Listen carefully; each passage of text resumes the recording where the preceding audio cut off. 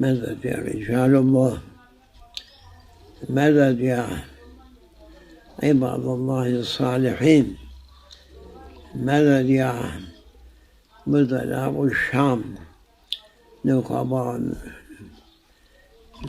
بدلاء نجباء نقباء وأبطال مصر أخيار أحرار ما بين المشارق والمغارب. هذه خطاب للعالم جميعا، وبالأخص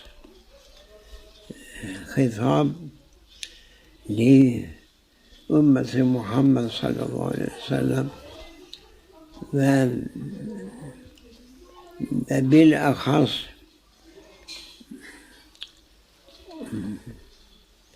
مشايخ تركض علية، وبالأخص علماء الإسلام اللي موجود في عهدنا هذا في مشارق الأرض ومغاربها. هذا عبد ضعيف، أرجو الله أن يغفر لي، وأرجو من حضرة الرسالة أن يشفع لي آمين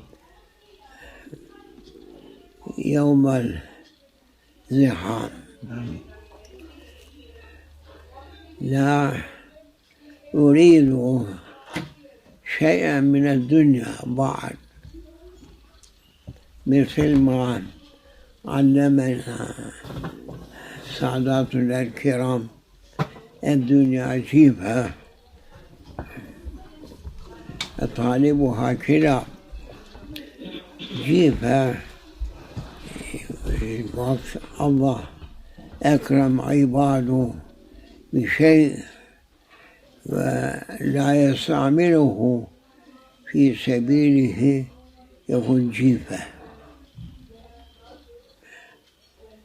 نتحذر أن نكون أمثال هؤلاء القوم اللي طلبهم الدنيا، طالب الدنيا شر ما يكون في وجه الأرض طالبين الدنيا، شر الناس. نعم سيدي. لأنه كل الأنبياء عليهم السلام جاءوا ترغيبا عباد الله لطلب رضوان الله جل وعلا، وطلب حياة أبدية سرمدي. نعم. الجاهل هل يريد حياة الدنيا الفانية الذي لا قيمة له.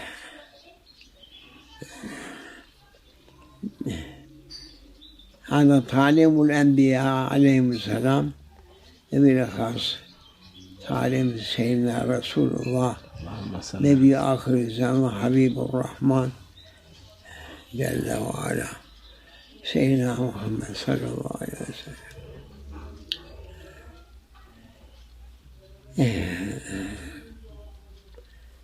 السلام عليكم. وعليكم السلام. شيخ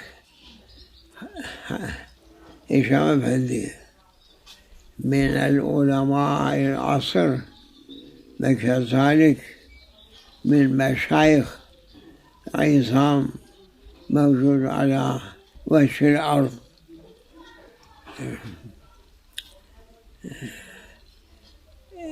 جاءني إشارة من شان خطاب للعالم بأجمعها. فنحن عايشين في زمن أن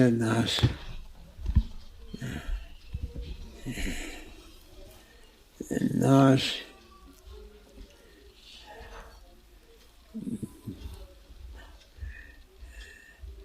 أصبحوا في طلب الدنيا كما كانوا وقتا من الأوقات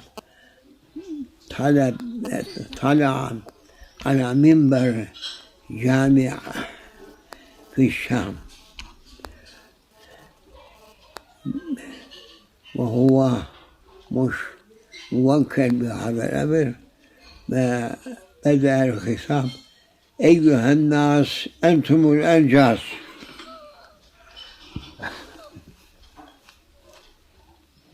إمامكم عباس بلا لباس. هجموا عليه، ضربوا فقر وأخرجوه. أصبح يعني ذاك الرجل قد بلغ أحوال العالم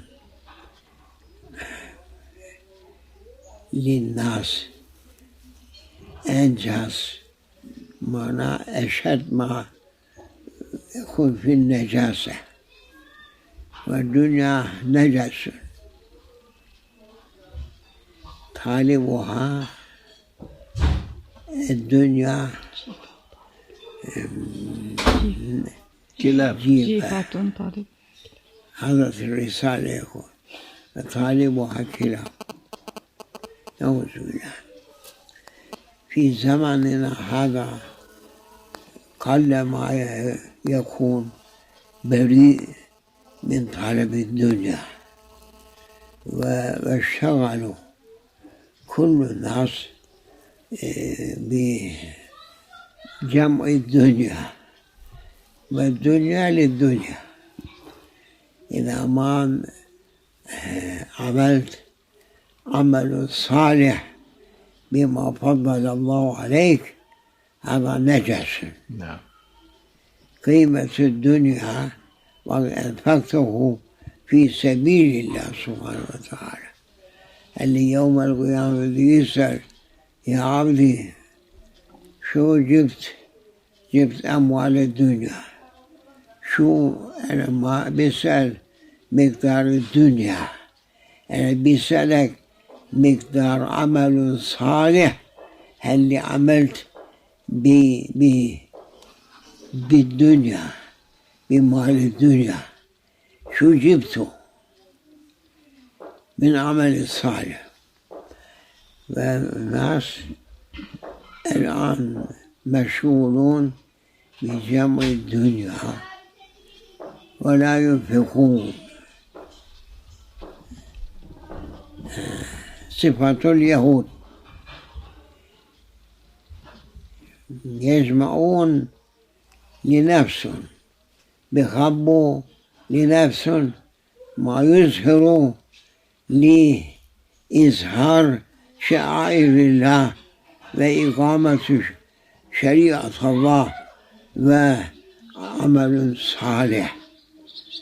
هذا فرصة لديهم لكن ما يستعملون. هذا يعني ابتداء صحبتنا هذا، حيث يقولون كبار ساداتنا الكرام: طريقتنا الصحبة والخير في الجميع. هذا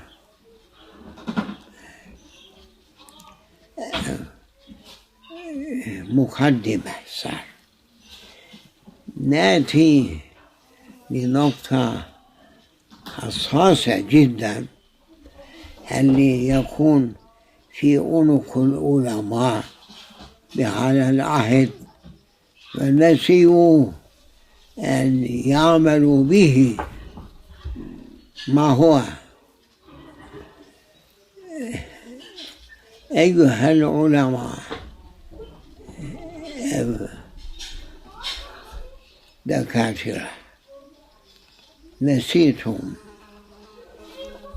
الآخرة، نسيتم ربكم، اتخذتم الشيطان وليا لكم، اتخذتم نجاسة الدنيا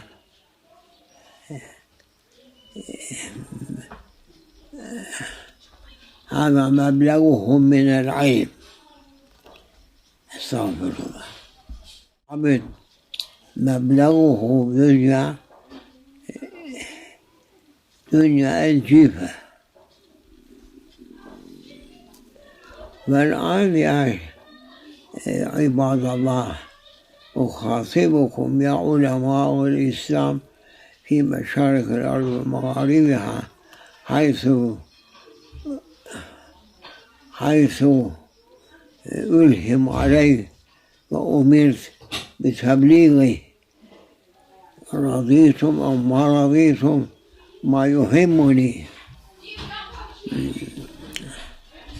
يا عباد الله. نحن عايشين بأي زمن، بأي عهد. نحن عايشين بعهد بالجبابرة.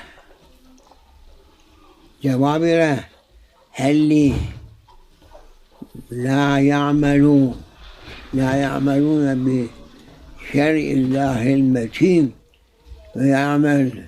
ويعملون بهوى أنفسهم، ويظلموا الناس، يقتلونهم وينشر أعراضهم ويتجاوز حقهم، وتتجاوزون في حقوق عباد الله. يجمعون الدنيا ولا يعطون الناس. جبابرة، قوم جبارين. هذا خطاب بجبابرة اليوم. نعم. فيه قوم جبارين. نعم. الله عز وجل يبين كل شيء.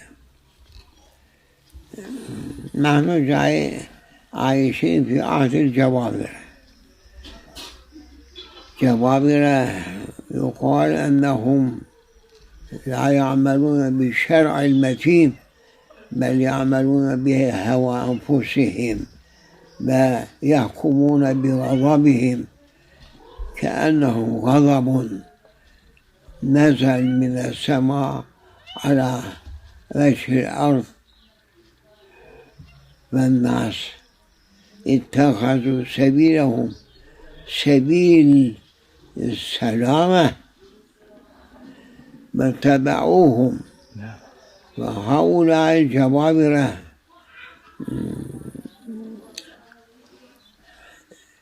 أول في دولة العثمانية، ثانيا عند انقراض دولة العلية، يمكن في قريب من 50 دولة دويلة في العالم من بقايا سلاطين عثمانيين. نحن عايشين في عهد الجبابرة لا شك ولا شبهة، لكن بشرنا الرسول صلوات الله وسلامه عليه أن هذا العهد كذلك له حد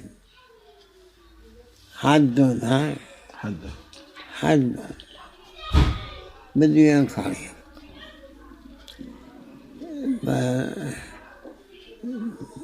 يمكن القرن العشرين عهد الجبابرة بأكمله، بزيادته عن القرن الإحدى 21.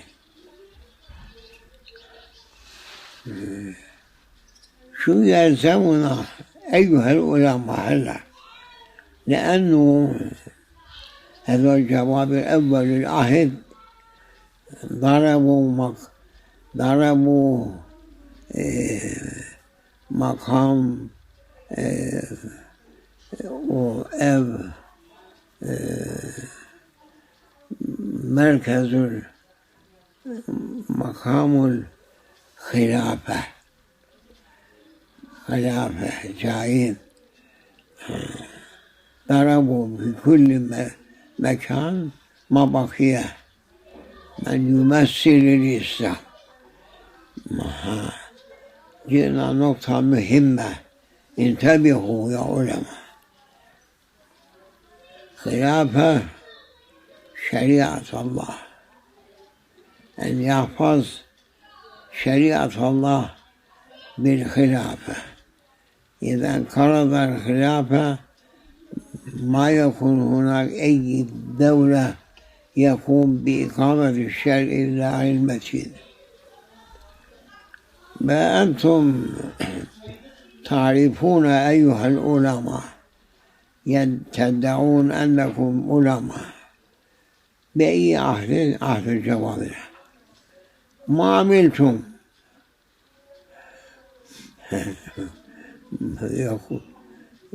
يقولون ما عملنا شيء.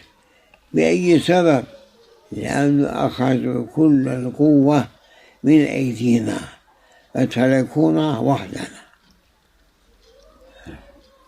ولا شيء عندنا. هم يحكمون، نحن محكومين. هم حاكمين أصبحوا، نحن محكومين. أمس كنا حاكمين، هم محكومون. اليوم هم حاكمين، نحن محكومين. لكن وصل رسالة الرسول صلوات الله وسلامه عليه إلى عهد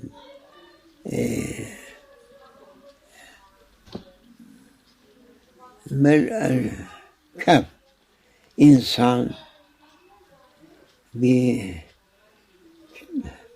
بأناطوليا بتركيا اجتمعوا وقالوا نحن ألغينا السلطنة، ومع السلطنة ألغينا خلافة.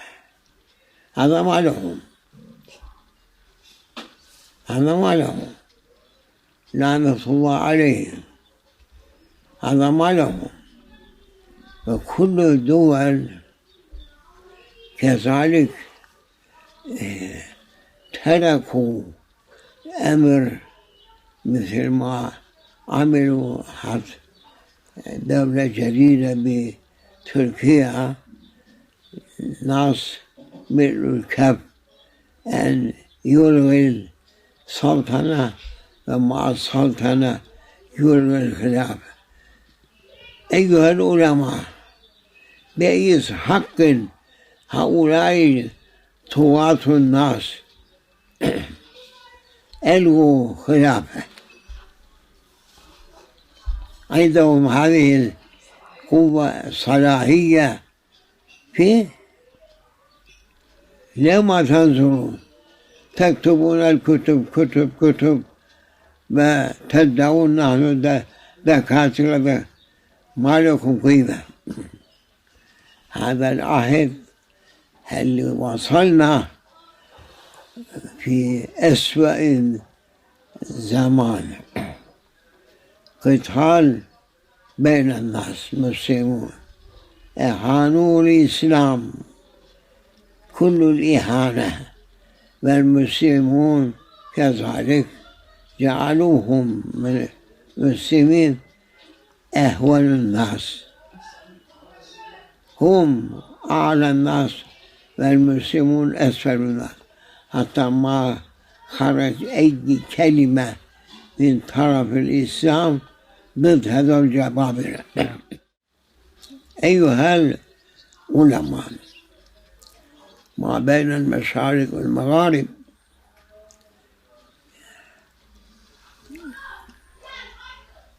هذا عبد ضعيف، لكن بأمر الحق، حيث يقول سبحانه وتعالى: وذكر فإن الذكرى تنفع المؤمنين. ما هي صدق الله العظيم. صدق الله العظيم. فذكر، لما تذكرون مسألة الخلافة، لا رضيتم أن يلغي مقام الخلافة كافة الناس.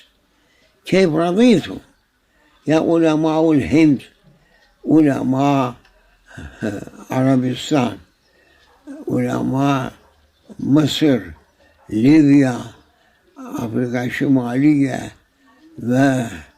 وكل العربستان، لرضيتم بأي حق ما احتفظتم هذا المقام، مقام حيث ليس مقام أعلى من مقام الخلافة في الدنيا. شرف الملوك كلهم بسبب حملهم خلافة الإسلامية، علم الإسلام، ولا واحد ما رفع. أينكم أيها العلماء؟ الناس هلا كافة الناس يقتلون أهل الإسلام ما بين المشارق والمغارب، وأنتم ساكتون. الساكتون الحق شيطان أخرس. شيطان أخرس. والآن أناديكم أيها العلماء أن تنظروا رجلا أن يكون نسبه نسب رسول الله صلى الله عليه وسلم، يرفع علم الرسول، أن تجيبوا أن تتخذوه خليفة الله، وكذلك مقام الخلافة والسلطنة له. وصلنا لهذا العهد، والآن نحن فتشنا من الأهل لمقام الخلافة في أيامنا هذه.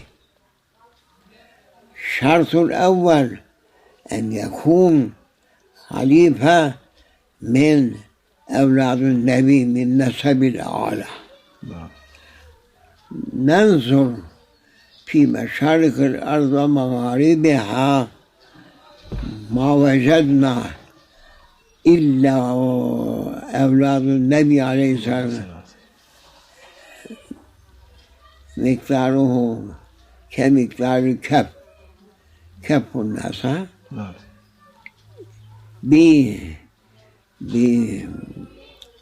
بسلطنة عمان. حبسوا أهل البيت هناك، وكل العرب أغنياء ذو القوة ذو الثروة، لكن ما أعطوا أولاد النبي شيء. هم بلعوا الدنيا، ما صاندوهم، ويل عليهم. والآن إذا يلزمنا اللي واجبنا أن ننظر خليفة في الحال نجده أهلا بهذا الأمر. سلطنة اللي فيه عمان الأردن، هناك كافة الناس من أهل البيت حاكمين، جعلوهم وقطعوا جناحهم وتركوهم في وسط الصحراء حتى ما يتحركوا. عيب عليهم، زم عليهم، غضب الله عليهم.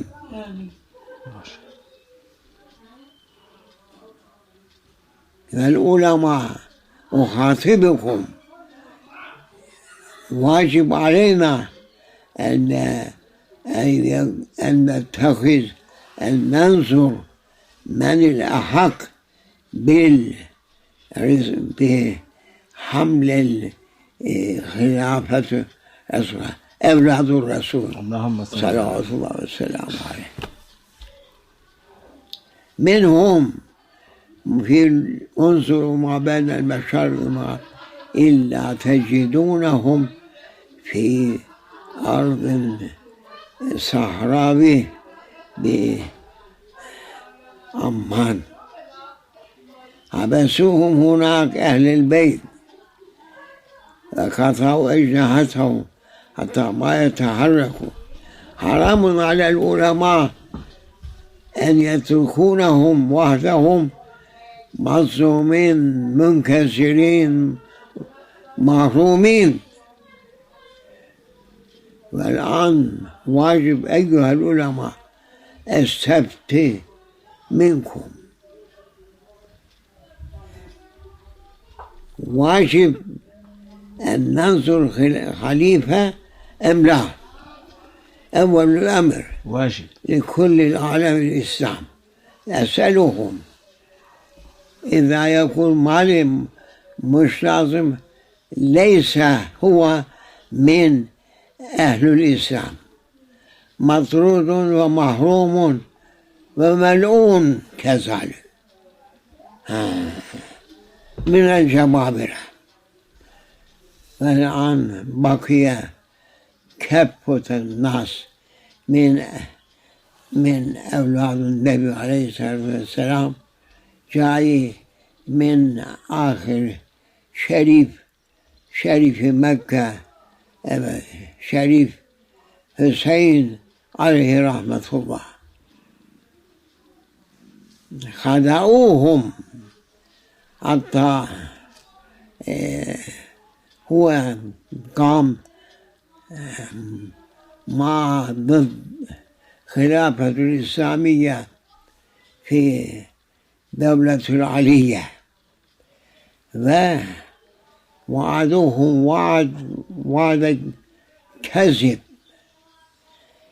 قالوا له أجعلك يا سيادة الشريف ملكا للعرب جميعا، وهذا مكر ومنكر. وقت غلب حتى طوائف طغاة اللي تابعين لليهود آخذين أوامرهم وكل تعاليمهم من اليهود، خدعوه شريف وأخرجوه وسرقلوه لقبرص. كنت هذا الفقير صغير السن 10 سنة، شفته هنا هو بنيقوسيا في بيت بسيط نفوه عليه رحمة الله. مع والد كنا نذهب نقبل يديه لأن والدي كان من وكلاء الأوقاف الإسلامية هنا، ونحن نقدم كل خدمة واحترام لشريف حسين. ما شاء الله. حتى هو انتقل إلى رحمة الله، أخذوا من هنا للقدس الشريف. هذا معلوم لدى أهل العلم، ولكنهم ما يعرفون شيء بهذا الموضوع، ما يعرفون شيء. أريد أن أفتح لهم مجال حتى يتخذوا خليفة، وإلا يندمر ما بين المشارق والمغارب بأسلحة من طرف دول غير الإسلامية، ومقصدهم أن يستملك الدنيا شرقا وغربا،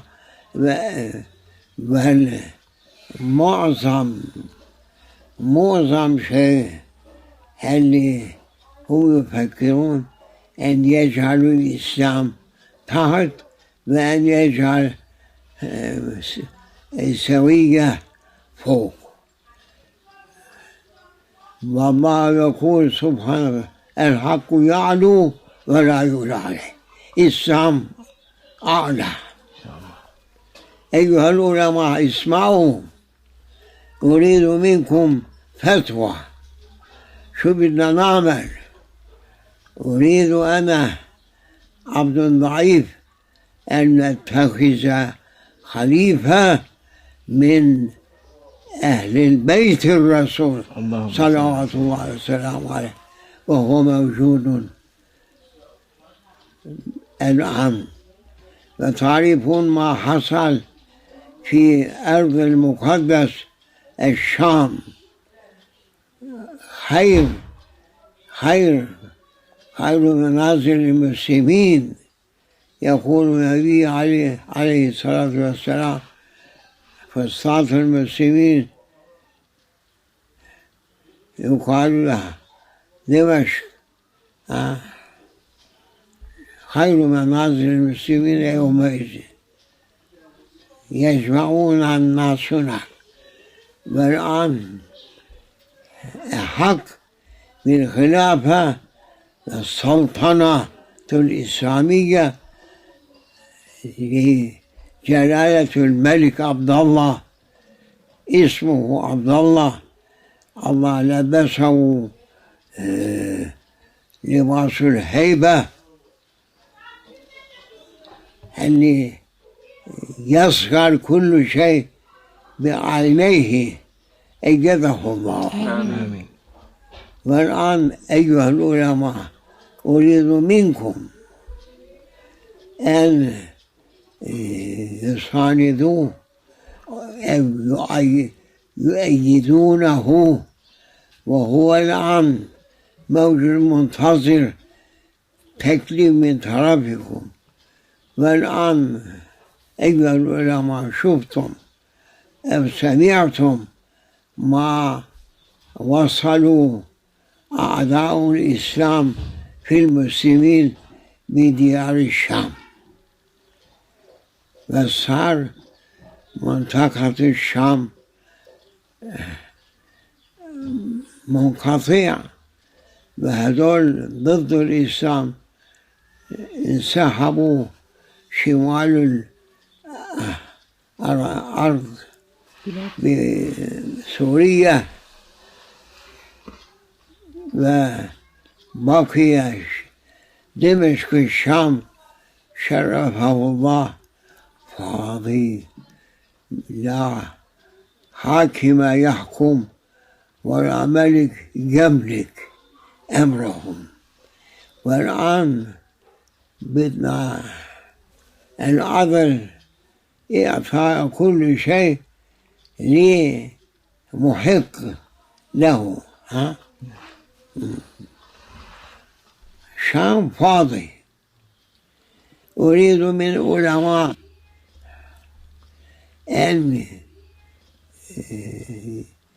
يفتوا ما بين المشارق والمغارب أنه أوفق وأحق أن يكون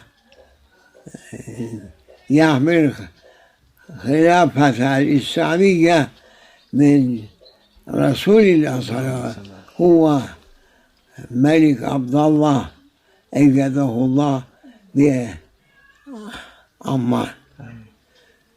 أيدوه إذا ما أجلتم بده ينزل عليكم غضب الله ويهلككم. والآن أريد من كل صاحب الفتوى أن يفتوا أن حق ما يملك مقام الخلافة في الشام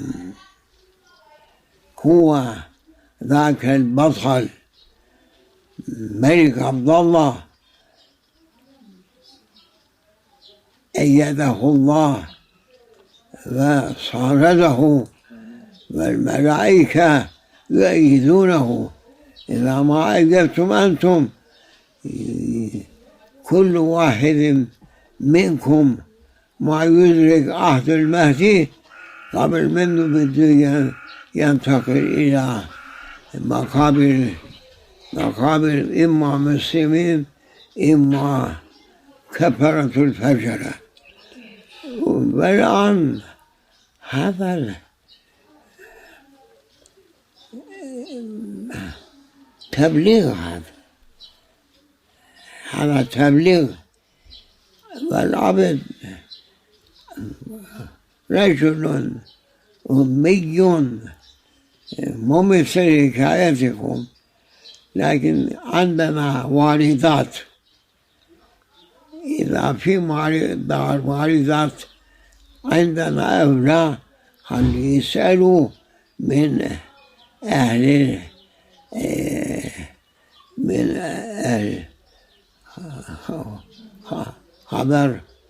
خبراء أهل اليقين من يكون فليسألوا صحيح كلامي هذا أم لا. إذا يكون صحيح بده ينجو، هل ينكر بده يهلك. صحيح سيد. والآن في لوايين بعمان، واحد لواء يرفع علمه وهو لواء رسول الثقلين عليه الصلاة والسلام. ثاني لواء باسم صاحب الزمان مهدي عليه السلام. رضيتم؟ رضينا. إذا مر أفتوا أنه أليق وأوفق وأحسن للأمة للخلافة أسد الله ملك عبد الله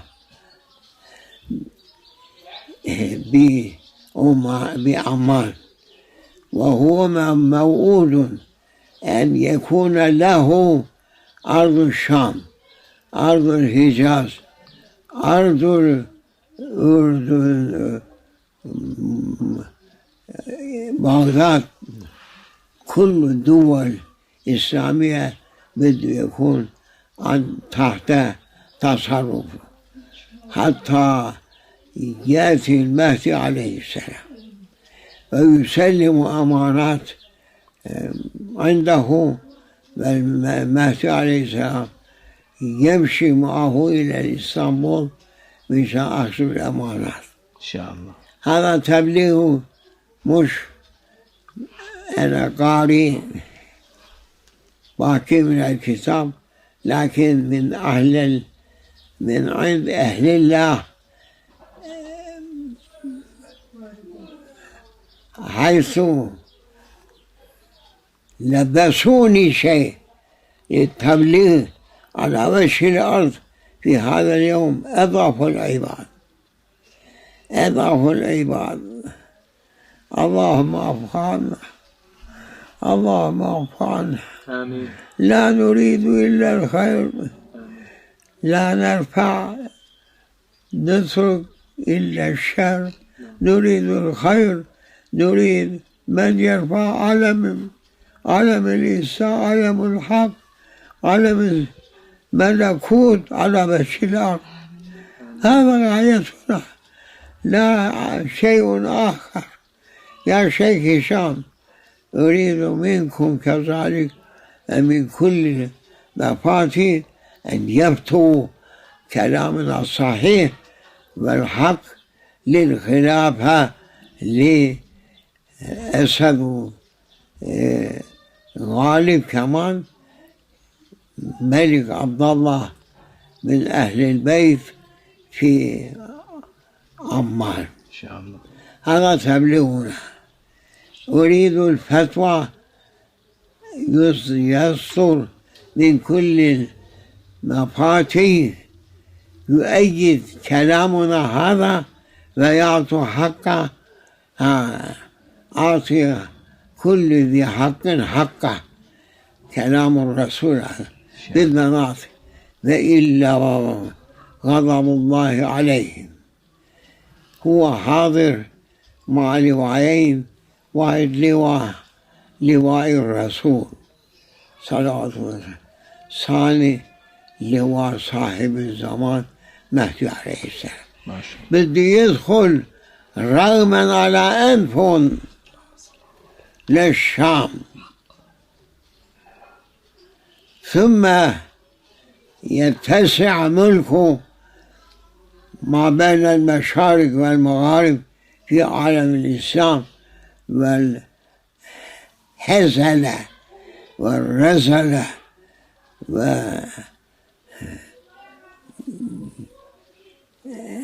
وهزلة الناس ينفى من الأرض، يهربون أو يموتون، ويبقى علم الرسول صلوات الله وسلامه عليه ومعه لواء سيدنا المهدي عليه السلام. مش هو مهدي نعم. سلطان عبد الله، لا، مهدي جاي إن شاء الله. مهدي جاي، مهدي بأرض الحجاز موجود، أهله يعرفونه وغير أهله ما يعرفونه. أريد أن نجتمع معه، آمين. إن شاء الله. أن نبوس قدمه، آمين. أن أبايعه. آمين. بايعته هذا قبل 60 سنة يا شيخ ما شاء الله. هشام، 60 سنة بايعته آمنا وصدقنا سيدي. مع سيدي ومولاي سلطان الأولياء عبد الله الدغستاني.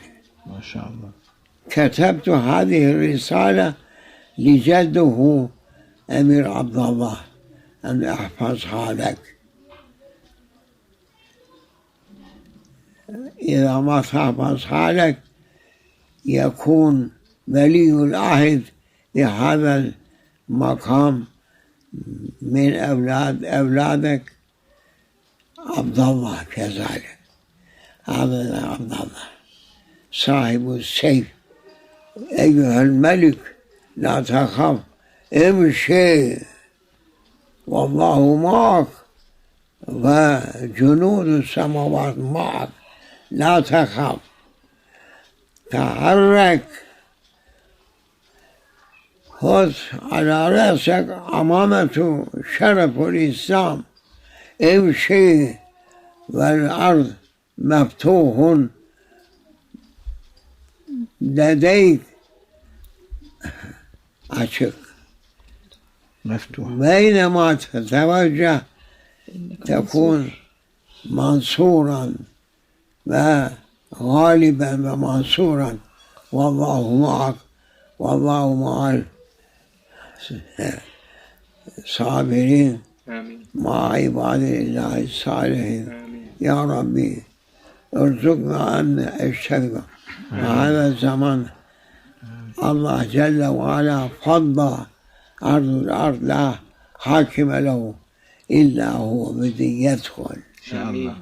بده يدخل 70 مرة قسم وبده يدخل الشام. إن شاء الله.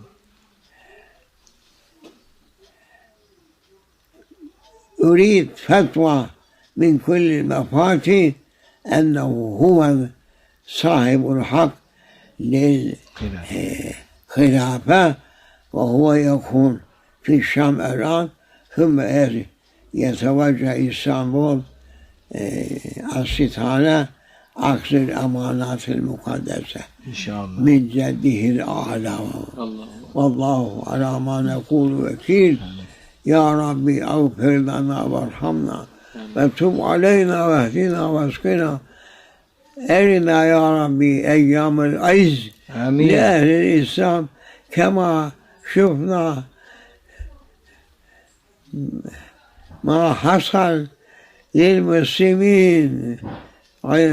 نريد أن نكون عزة الإسلام، أن نكون مفتخرا، لا نكون هزلة الناس. أيها العرب بالأخص أنتم، ولا تتفرقوا واعتصموا بحبل الله جميعا. حبل الله هل يمثله ملك أردن عبد الله، هو حبل الله المتين. تمسكوا به ولا تخافوا، والله معكم والله يعلم ما تفعلون. واغفر لنا يا رب حبيب أكرم المسيح. قلبي ملان أن أحكي، لكن أصبحت في سن العجز، واللي ألهموا أمروني أن أحكي هذا المقدار كفاية ل70 دنيا. آمين. والله على ما نقول سبحانه وتعالى. الله أكبر. ورسوله أعلى. رسوله الكريم أعلى الناس عند ربي سبحانه وتعالى. قد بلغت.